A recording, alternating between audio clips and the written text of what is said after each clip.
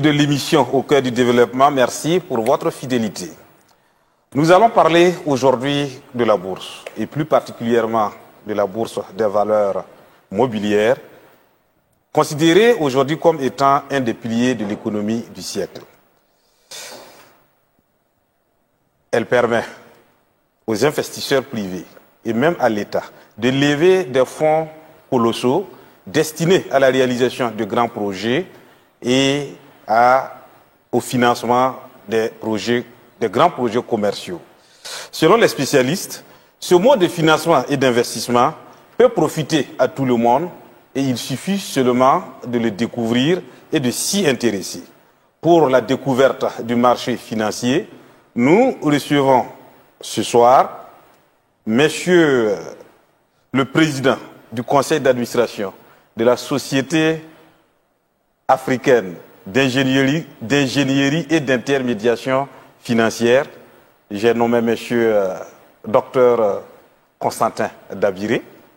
Nous recevons aussi Monsieur Abdoulaye Tao, directeur de publication du FASO, un spécialiste qui suit depuis longtemps le sujet dans les activités sur la bourse régionale des valeurs immobilières.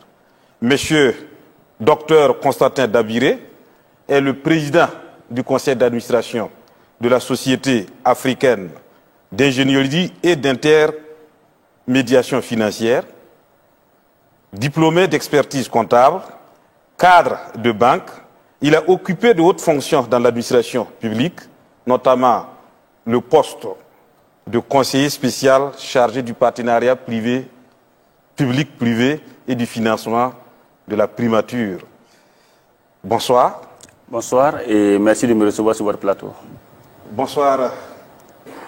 Bonsoir à tous, bonsoir aux téléspectateurs, c'est un plaisir d'être avec vous. Merci d'avoir répondu à l'invitation de la chaîne Impact TV et soyez la bienvenue pour parler de ce sujet. Le magazine de ce jour, qui est titré Bourse régionale des valeurs immobilières, comment investir en bourse, vise à faire comprendre cette notion, je dirais complexe pour certains, au public et d'amener le public à s'intéresser aux activités de la bourse. Pour nous convaincre de l'état des lieux, de la connaissance du phénomène, nous allons partir regarder un micro-trottoir réalisé par notre consoeur Flora Kumsaga. Je sais que la bourse des valeurs, c'est une structure où les entreprises, les sociétés s'inscrivent, voilà, donc positionnent leur structure et qui est mise en valeur, donc voilà. Je prends par exemple une banque, une société, une entreprise de construction, voilà, parce qu'il y a une bourse des valeurs, je crois, basée à Abidjan, et une antenne à Ouaga, c'est ce que je connais, voilà.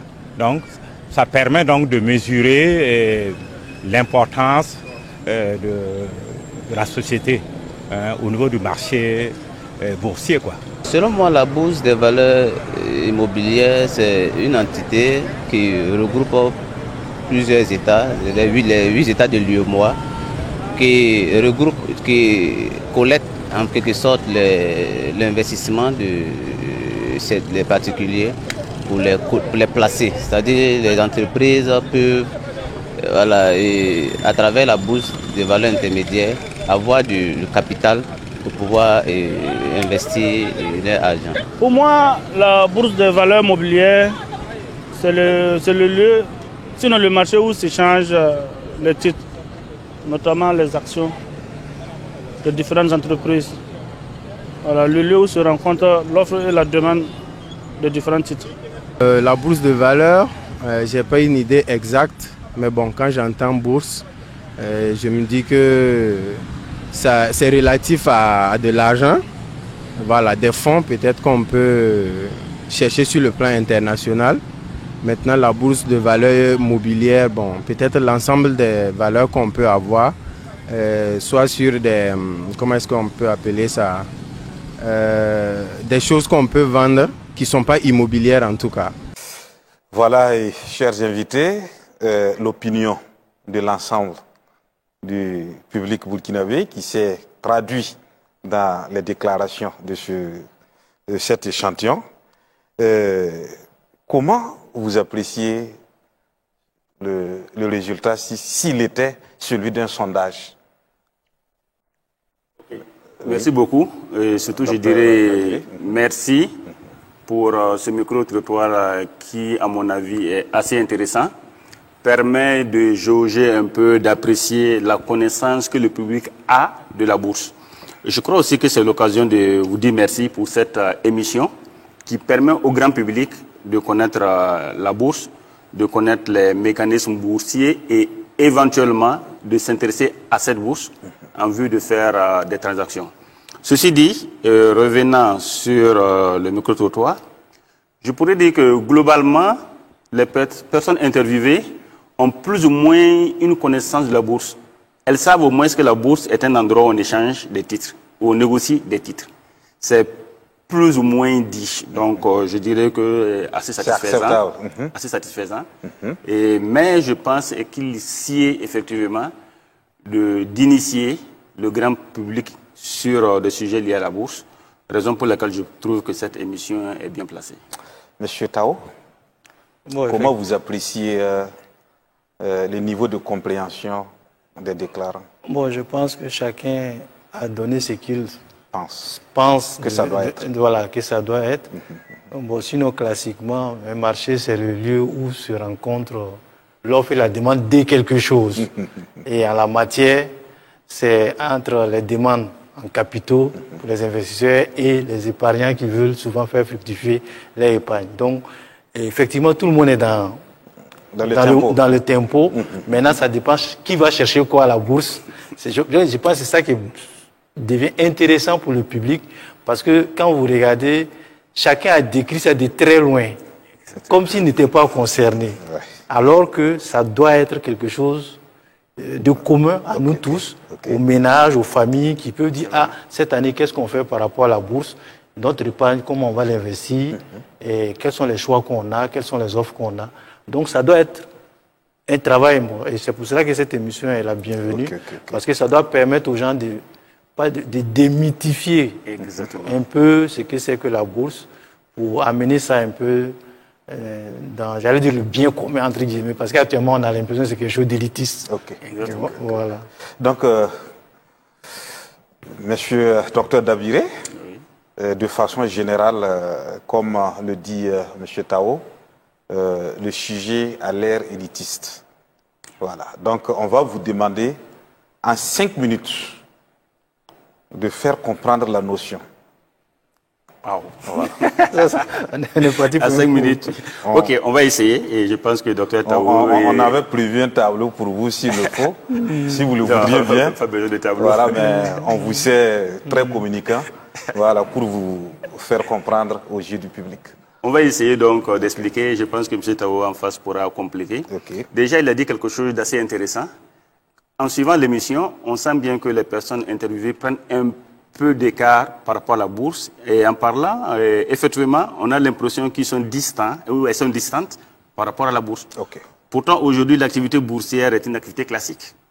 Lorsque vous regardez un peu dans le monde développé, tout le monde s'intéresse à la bourse. Tout le monde a ce qu'on appelle un portefeuille bourse, titre. Tout le monde, quelque part, investit en bourse.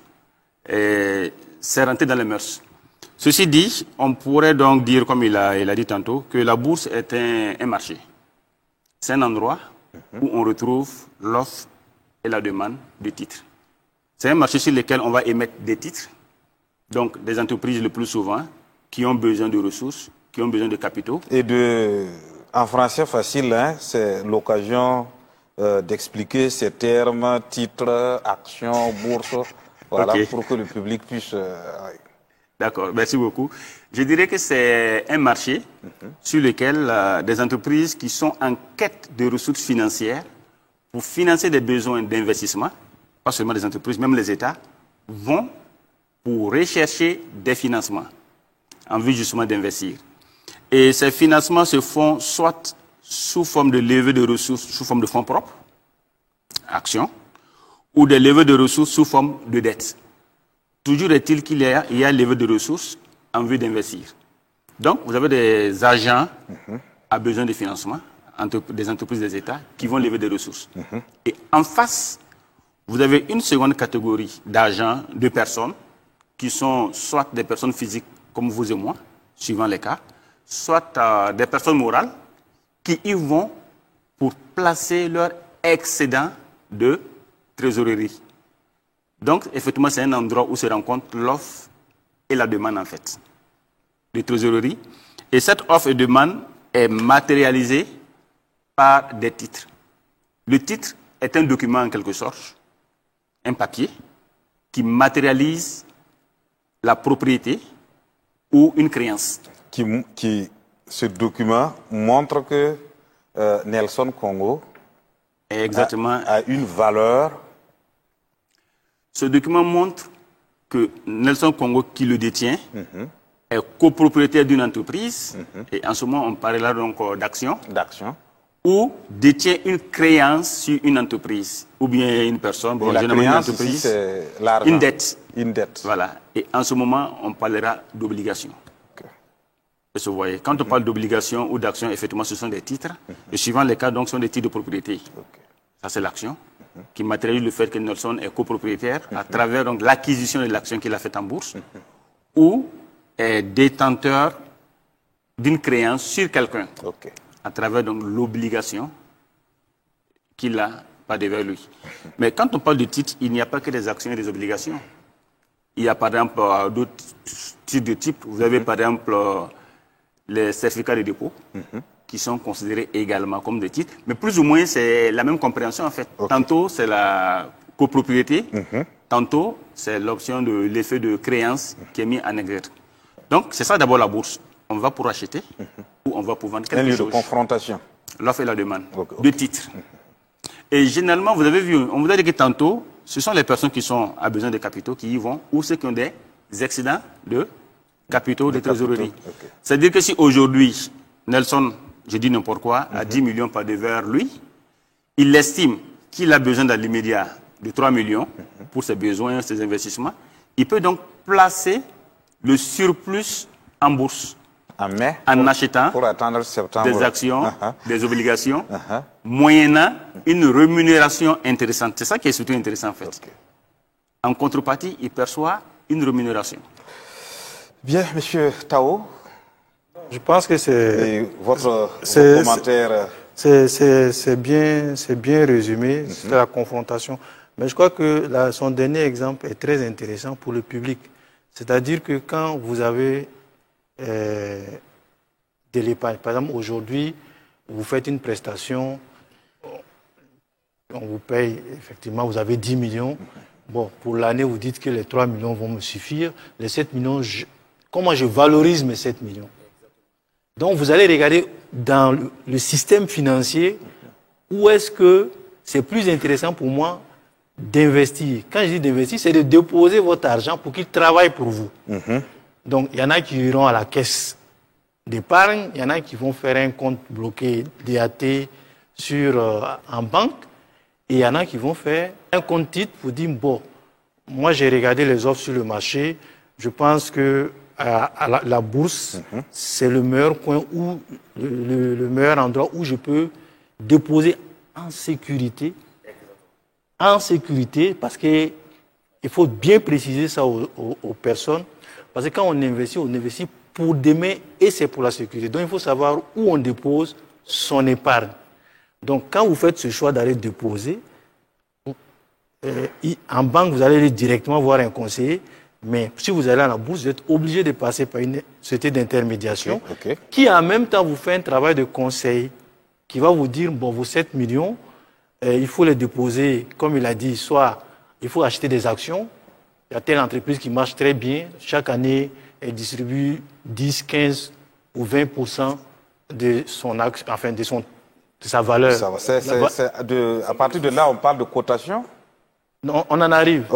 Voilà, c'est-à-dire que voilà, son bénéfice, la société fait des bénéfices. Donc si vous mettez vos actions, si vous achetez des actions là-bas, chaque année, au 31 décembre, ou plus tard en mars, voilà, En fonction de votre mise, voilà ce que vous aurez. Si la société fait des bénéfices et votre société d'intermédiation peut vous dire, bon, on varie votre portefeuille, on va prendre des actions et on va prendre des obligations. Et les obligations, ils vont vous dire, bon, ça, c'est rémunéré à tant de pourcents, hein, jusqu'à sur une certaine durée. Et vous pouvez le vendre à tout moment, vous pouvez récupérer à tout moment. Et ça vous rapporte.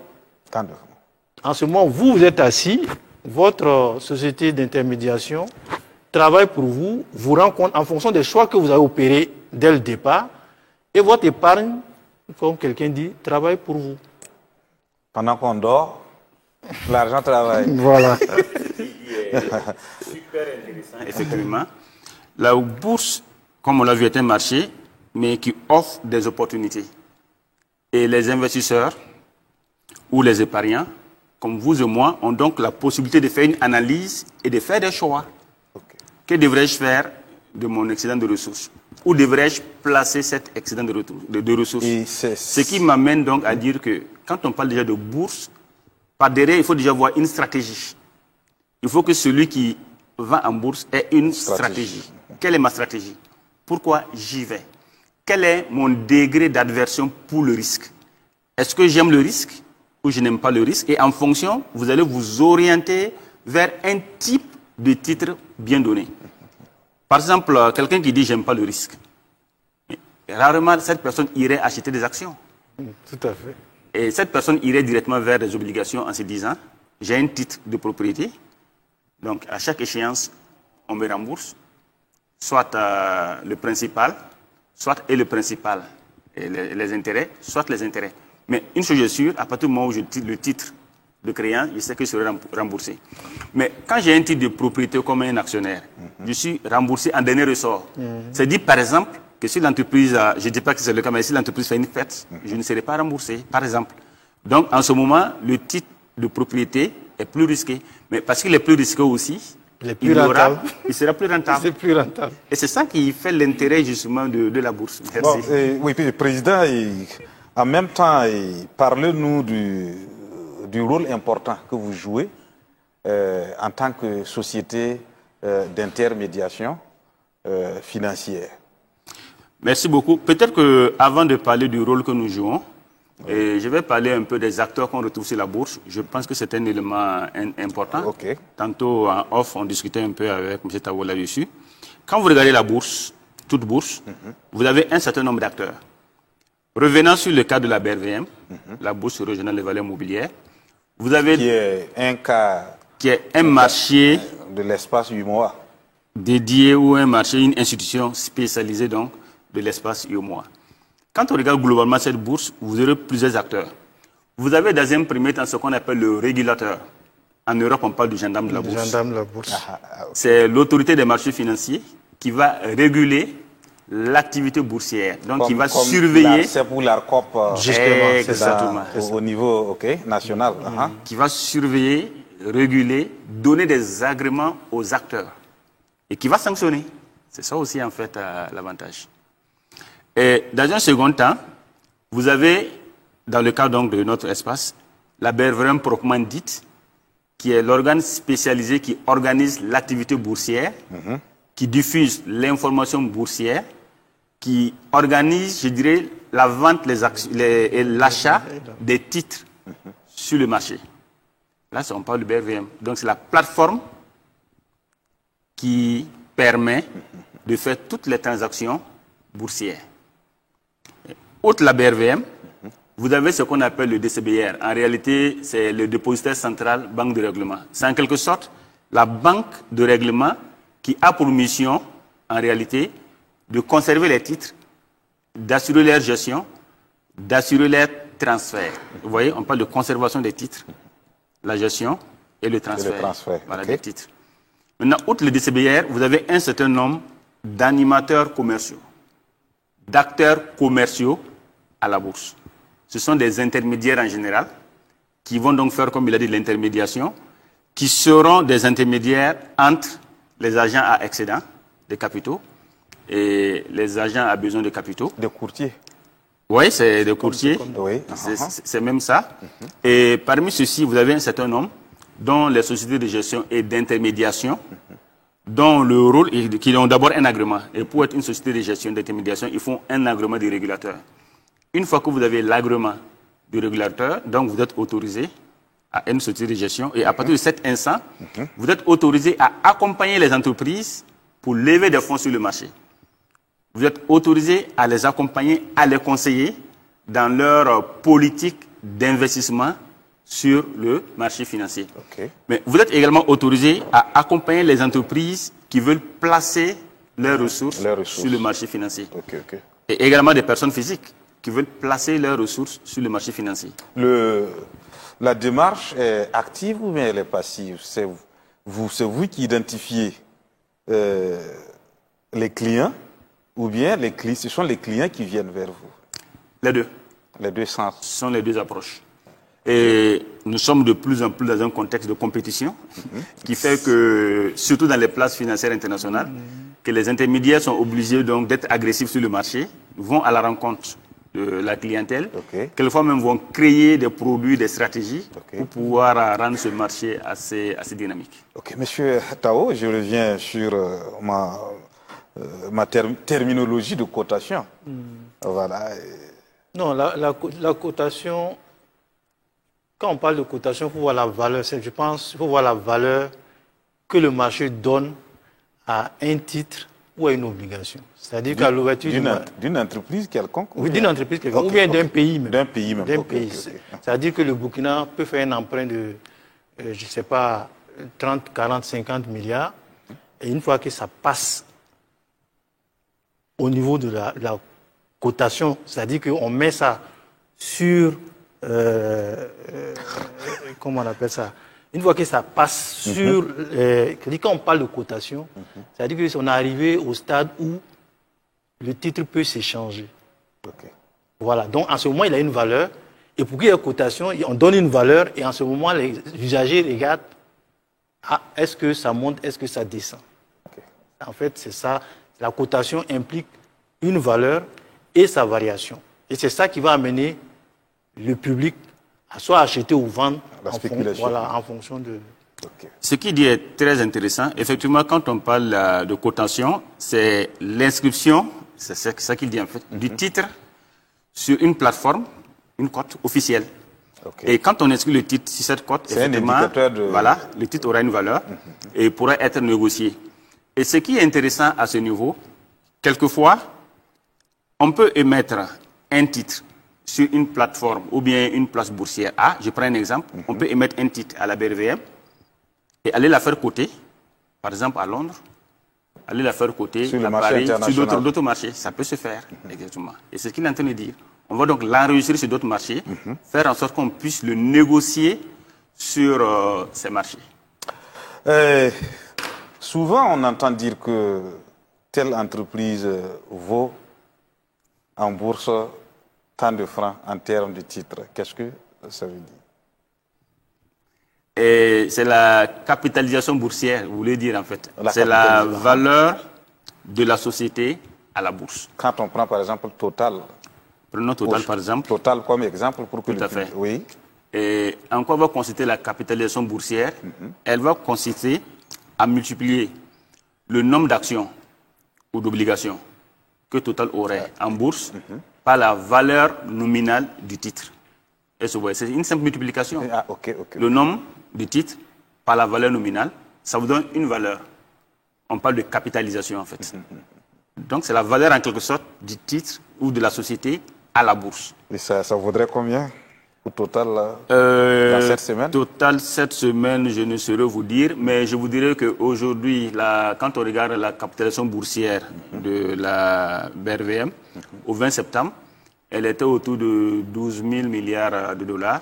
Et d'ailleurs, je pense que ça a été une grande fête, puisque la BRVM aujourd'hui fait partie des 4 premières capitalisations africaines.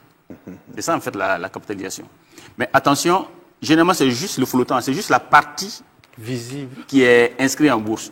Parce qu'une société n'est pas obligée, et d'ailleurs c'est même le cas, de coter toutes ces actions en bourse, non.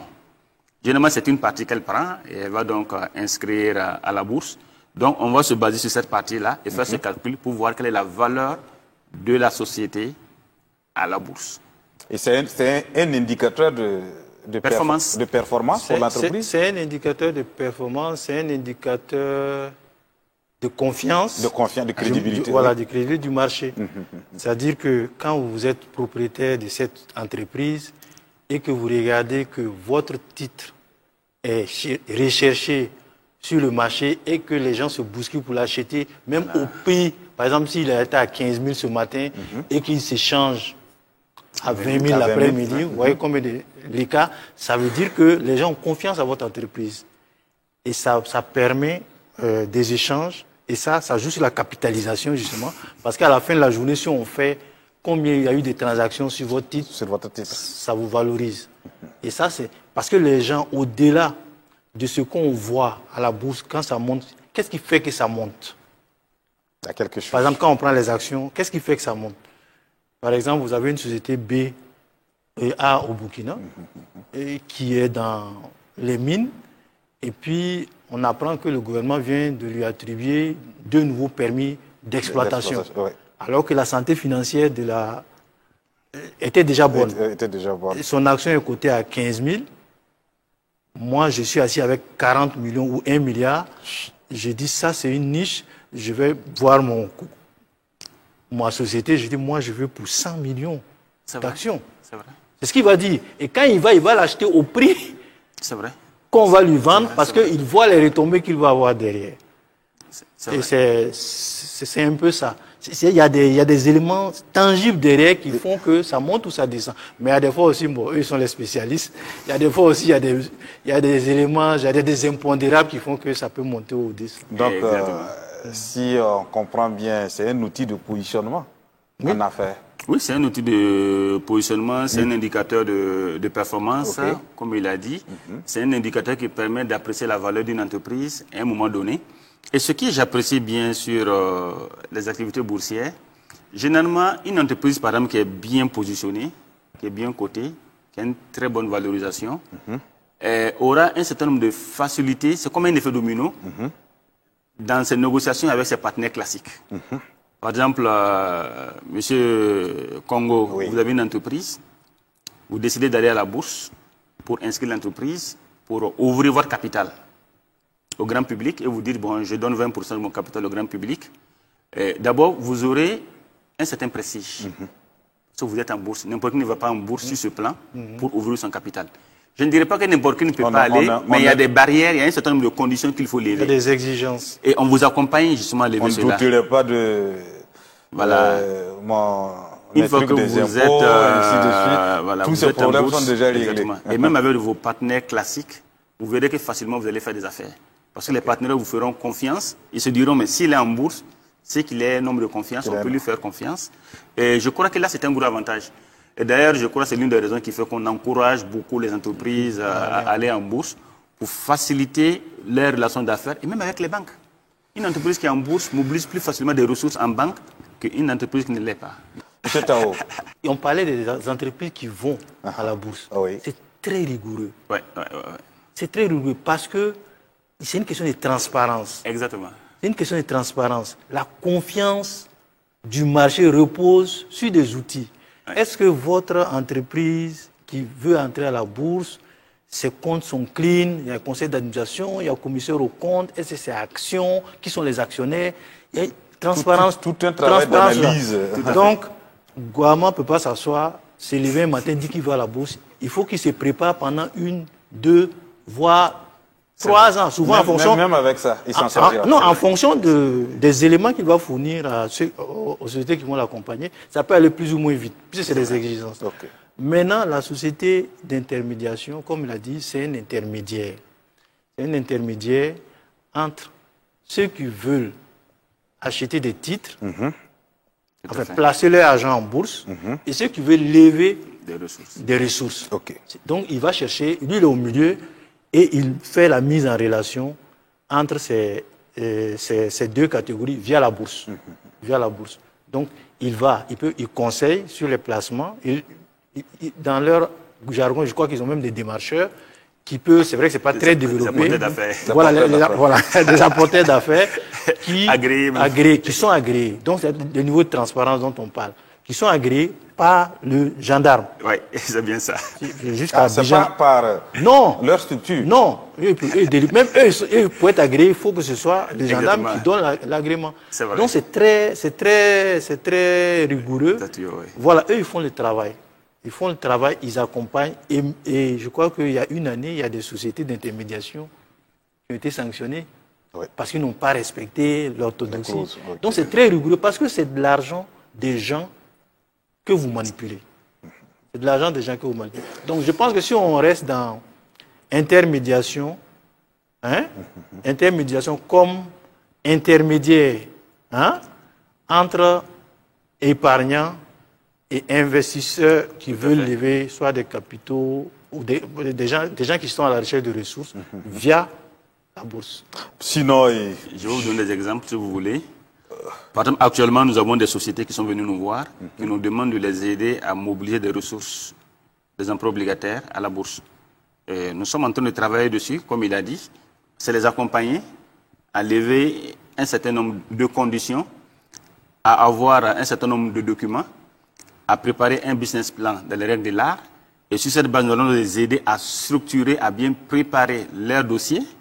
Et ensuite, nous allons soumettre le dossier à l'autorité des marchés financiers pour demander une autorisation, un visa. Et une fois qu'on a le visa, on va sur le marché, on va lever donc des ressources pour ces sociétés. Nous avons un certain nombre de sociétés actuellement pour lesquelles nous travaillons justement en vue de pouvoir lever des ressources. Nous avons aussi des sociétés qui viennent nous voir pour dire, comme il a dit, nous avons des ressources, nous voulons faire des placements.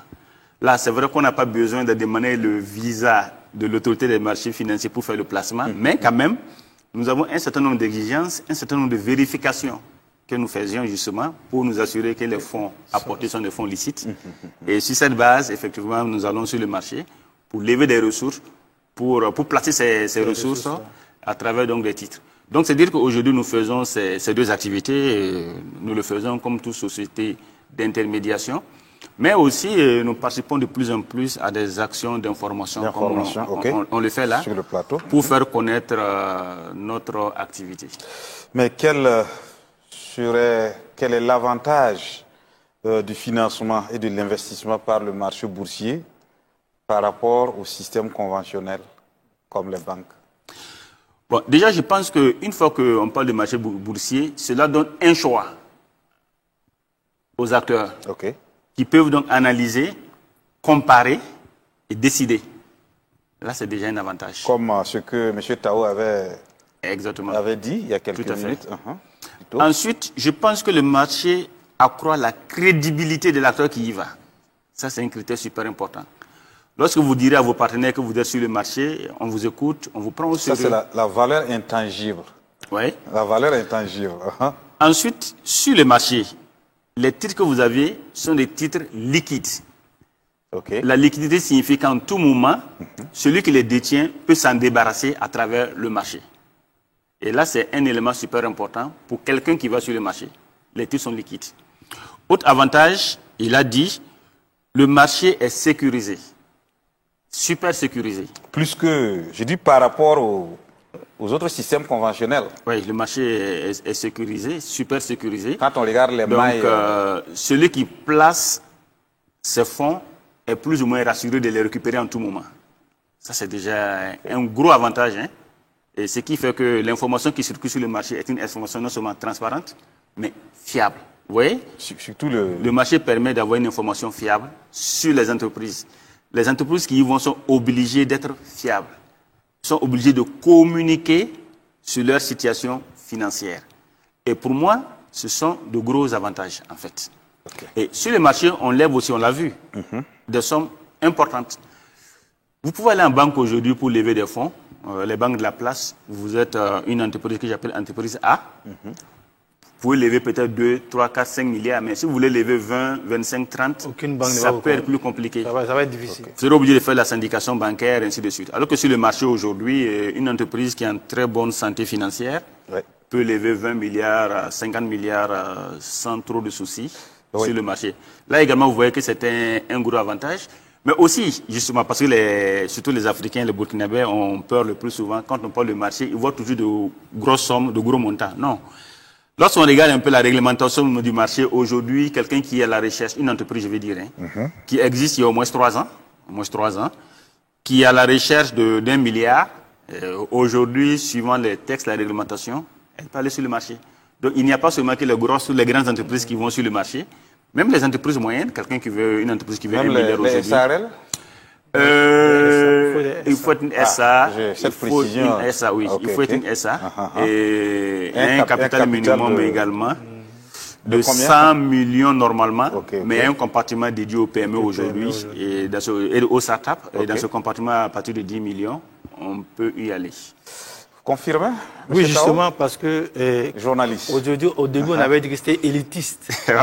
Mais aujourd'hui, la bourse est en train de se démocratiser au niveau même des entreprises. Parce qu'avant, on disait que c'était... Quand vous regardez, c'est les multinationales, les sociétés panafricaines.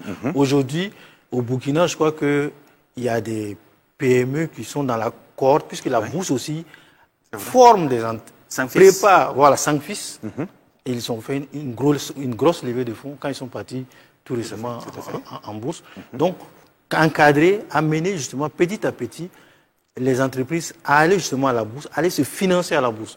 Et quand une moyenne entreprise, par exemple, de ton quartier ou bien de ta ville, va se financer à la bourse et tu regardes que ça marche, tu cherches à comprendre comment ça se passe. C'est vrai.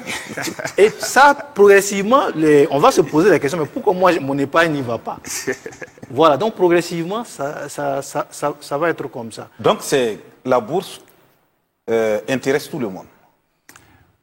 C'est à la disposition de tout le monde. Oui, elle est à la disposition de tout le monde. Comme je le dis aujourd'hui, dans les pays développés, vous verrez que tous ceux qui ont des comptes en bourse, quelquefois, les banquiers les appellent pour les faire des comptes en banque. Leurs banquiers les appellent pour les faire des propositions. On vous dira, monsieur, écoutez, sur votre compte, nous constatons qu'il y a de la liquidité dormante, 2 millions, 3 millions, mais est-ce qu'on faisait un placement? Ça, c'est fréquent aujourd'hui. Oui, il y a beaucoup de banques en Occident. Et tout le monde aujourd'hui en Occident est dans les activités boursières. Et mieux, avec les nouvelles technologies, à partir de votre plateforme, aujourd'hui, vous avez la possibilité de faire des activités boursières. On parle de bourse en ligne. C'est une activité qui se développe. Sur votre plateforme, vous donnez des ordres de bourse à votre conseiller. Le trading. C'est un peu différent quand même. C'est différent. Non, c'est différent. C'est différent parce que sur la bourse qui est réglementée, qui est officielle, qui est une institution bien installée, on sait qui y a derrière. C'est ça. Le trading, souvent, c'est des robots qui sont en train de faire jouer les gens à qui perd gagne. Il faut faire très attention. Je ne dis pas que toutes les plateformes... Robots, hein, oui. Je ne dis pas que c'est toutes les plateformes, mais il faut... Non, certaines plateformes, c'est des robots. Hein. Et il y a le dernier en date, on a vu. Voilà, on a vu comment ça s'est passé. Donc, comment vous achetez des boîtes de robots et puis vous jouez. Non, il faut faire très attention parce que la bourse, c'est très sérieux. Non, parce qu'on parle du principe en bourse que l'épargne des contribuables, c'est sacré. Oui, et qu'on ne peut pas manipuler ça au hasard. La moralité en affaires. Oui, parce que si quelqu'un qui travaille, qui transpire, c'est vrai, qui met sa cagnotte de côté, il vous fait confiance, que vous soyez banquier ou société d'intermédiation, il vous donne de placer. Ouais. Et le placement lui garantit un retour sur investissement. Tout à fait. Il faut que le contrat soit respecté.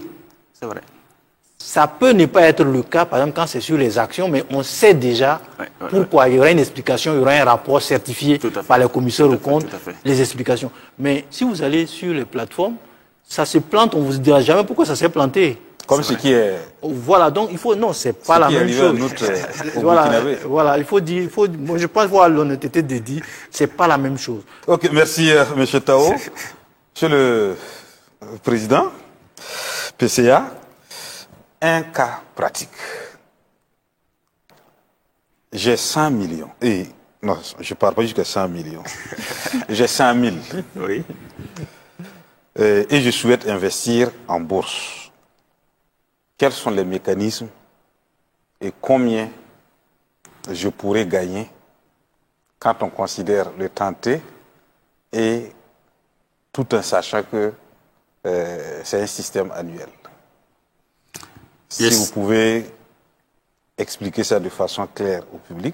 Quelqu'un qui a 100 millions et qui veut... 100 000 ou 100 millions 100 000, 100 000. 100 000, autant pour moi. Ok. Oui, effectivement, aujourd'hui, avec 100 000, suivant les cas, je dis bien suivant les cas, on peut faire des investissements en bourse, c'est pas exclu. Quelqu'un qui a 100 000, et tout dépendant d'abord à quelle société de gestion il veut confier ces 100 000 pour les gérer. Et n'oublions pas aussi que la société aura forcément des frais de gestion et tout, même si c'est des montants, des petits montants. Est-ce qu'au niveau de SA2IF, vous alliez prendre ça? Non, à la SA2IF, 100 000 francs, on le prend, il n'y a pas de souci. Il peut ouvrir un compte titre? Il peut ouvrir un compte chez nous. Et généralement, on l'envoie en banque pour déposer les fonds. Il nous amène le reçu. On ouvre le compte titre, on alimente le compte titre. Et effectivement, après échange avec le client, on peut aller donc acquérir des actions, des obligations. Donc il y a un compte titre à ouvrir d'abord. Ces étapes-là sont importantes dans notre étude. Oui, c'est important. Parce que c'est quoi? C'est comme quand vous allez en banque. On vous ouvre un compte. D'abord, vous aurez un contrat signé avec la SGI. Et à travers le contrat, maintenant, vous aurez un compte en votre nom avec un numéro de compte qu'on va vous communiquer. Vous allez donc approvisionner ce compte. Mais pour l'approvisionner, vous allez à la banque, vous allez payer de l'argent, vous amenez la preuve et la SGI va approvisionner le compte. Et ensuite, vous allez donner l'ordre. Vous direz qu'est-ce que vous voulez. C'est pourquoi tantôt, j'ai parlé d'adhésion pour le risque. Et ces temps-ci, vous avez pas mal d'États qui émettent des emprunts obligataires à une valeur nominale de 10 000. 10 000. 10 000. Donc, on peut acheter ces emprunts obligataires-là à une valeur nominale de 10 000. Si je prends 100 000 bruts, bon, c'est vrai, il y a des commissions, mais prenons les 100 000, si vous avez déjà 10 obligations. On enlève les commissions qui représentent, c'est 2%? Non, 0, moins, c'est pas... 0,1 ou 0,2. En gros, ça ne dépasse pas 0,5. Pas grand-chose. Ok. Mais donc, sur les 100 000, on peut, disons quoi, avoir 10 obligations, par exemple, d'un État, l'État de Burkina, par exemple.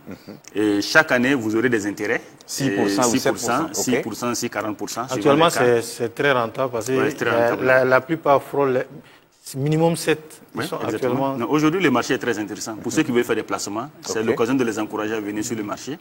Donc, vous aurez une rémunération d'autour de 6, 6,5, 6,40. Donc, durant la durée de vie de l'emprunt. Et ensuite, on va vous rembourser également le principal. Donc, au finish, vous pouvez vous retrouver sur 5 ans. Avec, si vous faites 6% de 100 000, ça vous fera à peu près 6 000. 6 000, ok. Et si vous multipliez par 5 ans, bon, de toute façon, vraiment, je fais un calcul vraiment simple, très simple, parce que ça peut être plus compliqué. Je peux aller à la fin de chaque année prendre... Mais ce n'est pas des traites, mais... Oui, vos coupons, c'est votre droit. C'est votre droit. Donc, vous aurez à peu près 130. Si c'est l'obligation, là, et... Il y a des termes issus pour l'État, pour lesquels vous avez les obligations, ils versent. Exactement. Ils versent forcément là. Mais également, on peut vous acheter des actions. Et là, les actions, vous devenez copropriété d'une entreprise. Et vous aurez ce qu'on appelle des dividendes par an. Et là également, les taux sont assez intéressants, autour de 5-6%, quelquefois même un peu plus. Donc, vous avez des dividendes par an.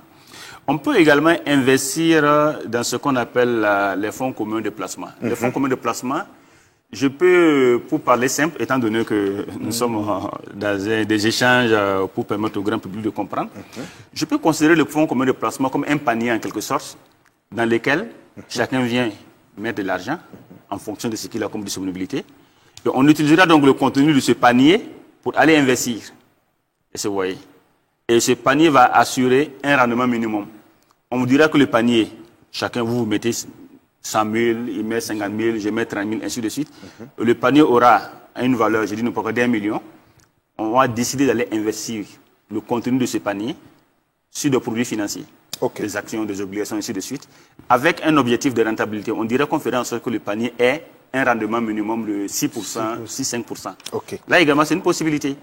Donc, vous n'avez pas assez de ressources, mais l'avantage, vous pouvez investir dans un panier commun, lequel panier sera utilisé donc pour faire un investissement. Cet investissement va générer des revenus et vous serez rémunéré. Là également, c'est une possibilité de pouvoir intervenir sur le marché. Monsieur Tao, vous parliez de la sécurité de l'investissement en bourse.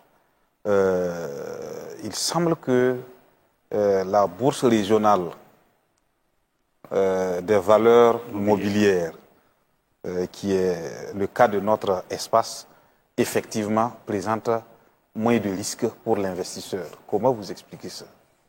Non, c'est pour ça que je disais au départ que l'épargne des populations, tout est basé sur l'épargne. Et l'épargne des gens, c'est tout ce qu'ils ont. C'est vrai. Quand vous êtes en difficulté, c'est vers votre épargne. Et quand vous décidez de travailler avec l'épargne des gens, il faut leur donner toutes les garanties que l'épargne est en lieu sûr. C'est ça. Voilà, est en lieu sûr. C'est pour cela qu'on dit les investissements, souvent en bourse, sont sécurisés. Oui. Il y a des gens qui font des pertes en bourse sur certaines actions. Pourtant, on voit des gens qui piquent la folie. Hein? Oui. C'est rare. Hein, non. Non, je parle du niveau international. Au niveau international, bon, c'est pas le même. On n'a pas la, pas le même on n'a pas la même, voilà, on n'a pas les mêmes ouvertures comme on dit. C'est rare aussi. Voilà. Mais la base là, c'est qu'on a pris les dispositions pour que la confiance règne entre les acteurs. Que celui qui vient déposer son argent soit sûr que c'est en de bonnes mains. Exactement. Quand il viendra réclamer son argent, on va lui remettre son argent. C'est important. Voilà, en fonction des conditions. Si vous regardez, moi je suis le marché des obligations. Ça fait plus de 20 ans que je suis, et enfin 20 ans, au minimum 15 ans, que je suis ce marché. Aucun État, on n'a vu aucun État défaillant. C'est vrai. Aucun. Une défaillance comme ça. C'est vrai. Les États, parce que si vous êtes défaillant, personne ne va venir vous prêter de l'argent après ou acheter vos obligations. Donc les gens, ils vont faire des pieds et des mains pour tenir leurs engagements. Et ça, c'est très, très important. C'est pour cela que les épargnants, sur le marché, ils ne sont pas trop stressés, pour dire vrai, ils ne sont pas trop stressés.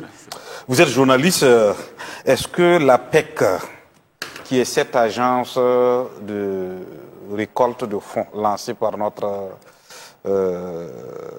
nos autorités actuelles, répond au principe de la bourse?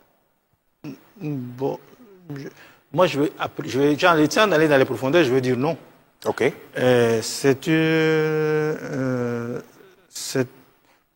Parce que l'argent qu'ils sont en train de collecter, les organismes qui sont en train de collecter l'argent ne sont pas des agréés en bourse. Donc, on va dire que ça n'a aucun rapport avec la bourse. Même si c'est l'épargne des Burkinabés qu'ils sont en train de lever dans le cadre d'une politique nationale pour faire. Maintenant, la question, et là aussi, quand on parle de sécurité et de garantie, c'est très important parce que ici, c'est l'État. L'État met son honneur en jeu parce que c'est l'État qui couvre cette opération. On a dit que l'argent qu'on récupère va dans les comptes du Trésor. Trésor public. Voilà. Donc déjà, l'État se porte garant. En cas de défaillance, ça veut dire que c'est l'État qui va assumer. Mais ce n'est pas la bourse. Ce n'est pas la bourse. Ce n'est pas la bourse. Ok, PCA, il y a encore une autre critique, parce que moi j'étais au niveau de la sécurité, mais avec les explications de M. Tao, je me sens de plus en plus déstabilisé. Mais il y a un phénomène qui se passe quand même aussi dans l'histoire de la bourse. Oui. Les banques ont des bourses en leur sein. Et il se trouve que ces mêmes banques, non, les gens partent pour ouvrir des titres, des comptes titres au niveau des banques, qui sont souvent aussi en bourse. Est-ce que cela ne peut pas être perçu comme une position dominante au niveau de la concurrence, ou bien des jeux de cas d'élite d'initiés? Non, je ne pense pas. Comme il a dit, c'est un marché qui est super réglementé, très réglementé. Et les banques elles-mêmes déjà sont sous le contrôle de la commission bancaire. Et elles sont suivies de près, donc elles n'ont même pas intérêt à jouer à un faux jeu. Mais ce que je vous dirais, la plupart des grandes banques, notamment les banques à réseau, les banques qui sont dans des groupes, ont également leurs sociétés de gestion et d'intermédiation. La plupart. Et à travers ces sociétés de gestion et d'intermédiation, vous avez quelquefois des politiques groupes qui permettent justement à ces sociétés de passer par ces banques qui deviennent comme des relais pour pouvoir ouvrir facilement des comptes titres pour la clientèle de ces banques. Parce que je vous ai dit tantôt, que l'avantage de la bourse, c'est qu'elle permet de faire une comparaison pour voir où investir, où placer ses ressources. Faut-il placer en banque? Et si en banque, suivant quel produit, faut-il aller, là aussi il faut le dire, hein, le placer dans des produits d'assurance, assurance vie, ou bien faut-il aller le placer en bourse? Vous voyez, il y a ces opportunités. Donc, il y a des choix à faire.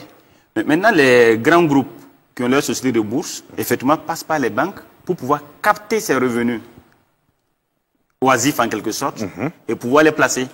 Cela participe de leur stratégie et puis c'est normal. Hein, c'est vrai que je suis dans une SGI qui n'est pas une SGI de groupe, mais j'en ferai autant.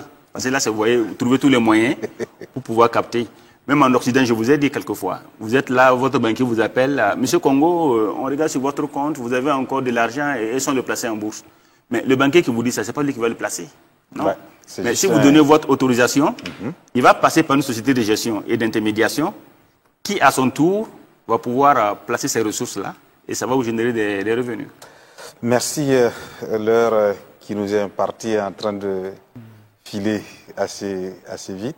Monsieur Tao, avec toutes les explications qu'on a eues sur le plateau, quelles recommandations pourriez-vous faire au public par rapport à leur engagement pour ce type d'investissement et de financement? Non, déjà, je pense que le message qu'on doit faire passer, c'est que, avec les débats qu'on voit autour de nous, les institutions, jusqu'à preuve du contraire, au sein de l'UEMOA, les institutions financières et tout ce qui tourne autour là, sont quand même assez solides et crédibles. Donc, que ce soit les banques, parce qu'ils sont très contrôlés par la commission bancaire. Bon, on va faire peut-être une petite exception pour certains services et finances décentralisées, parce qu'il y a eu quelques mauvais exemples. Mais dans l'ensemble, les structures officielles là sont quand même assez crédibles. C'est des choix, comme M. Dabiré l'a dit. On peut aller en banque placer son argent, comme on peut aller en bourse placer son argent. Tout dépend de ce que vous recherchez en retour. Voilà. Si vous êtes dans la garantie, d'après les mots aussi, l'angande, vous dormez et puis votre argent travaille pour vous, vous le mettez là où vous estimez que c'est le plus rentable, le moins risqué, et vous attendez les retombées. Non, c'est très important de donner, parce que beaucoup de gens ne savent pas que ce sont des outils sûrs. Donc il faut continuer à communiquer, comme ce qu'on essaie de faire, pour dire c'est une option. C'est une option qui est sûre, c'est une option qui est rentable. Faites-vous conseiller, c'est une niche. Maintenant, avec le temps, effectivement, les gens vont commencer à... La confiance vient aussi en discutant, en parlant, en expliquant. Voilà. PCA. Je tiens d'abord une fois de plus à vous remercier pour la qualité des échanges, pour ce thème qui a été proposé. Remercier également M. Tao pour la pertinence de ses interventions. J'ai très bien apprécié et je vois vraiment qu'il est un journaliste très cultivé, il faut le dire. C'est vrai, j'entendais parler de lui, mais je le félicite. Et il maîtrise bien les contours. Moi, je voudrais revenir sur un ou deux cas précis. Quelquefois, nous avons vu des incendies dans les marchés africains. Au Burkina, on a vu des cas. Et au cours desquels on nous parle de pertes de sommes très importantes, quelquefois même de milliards de francs CFA, par des gens qui thésaurisent de l'argent par devers eux. Nous estimons qu'aujourd'hui, il faut plutôt placer ces ressources en des lieux sûrs. Soit les placer en banque, soit les placer en bourse. Nous sommes en train d'expliquer comment on peut placer de la liquidité en bourse, qui va donc générer un taux de rémunération assez intéressant. Et aujourd'hui, avec la crise de liquidité que nous avions, nous avons des taux qui sont très intéressants, autour de 6, 7, voire souvent au-delà de 7. Donc, au lieu de garder la trésorerie dans la boutique, mieux vaut le placer en bourse, qui vous rapporte 6-7%, et en tout moment, ils ont la latitude de venir récupérer leurs fonds. Ensuite, nous voyons quelquefois des hommes d'affaires qui ont des projets d'investissement, mais qui ont de la peine à pouvoir structurer ces projets, à pouvoir mobiliser des ressources pour les réaliser.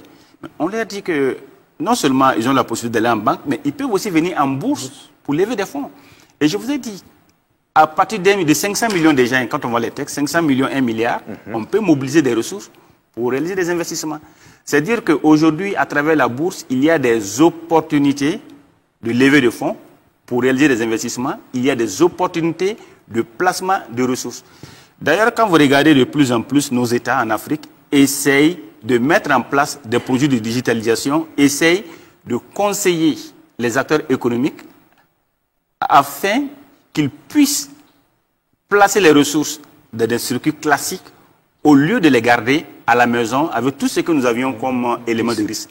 Donc, c'est de sensibiliser tout ce monde en leur disant la bourse est un créneau et les sociétés de gestion et d'intermédiation comme la SA2IF également sont des intermédiaires qui peuvent leur permettre soit d'optimiser leurs placements, soit de pouvoir optimiser leurs investissements. Je vous remercie.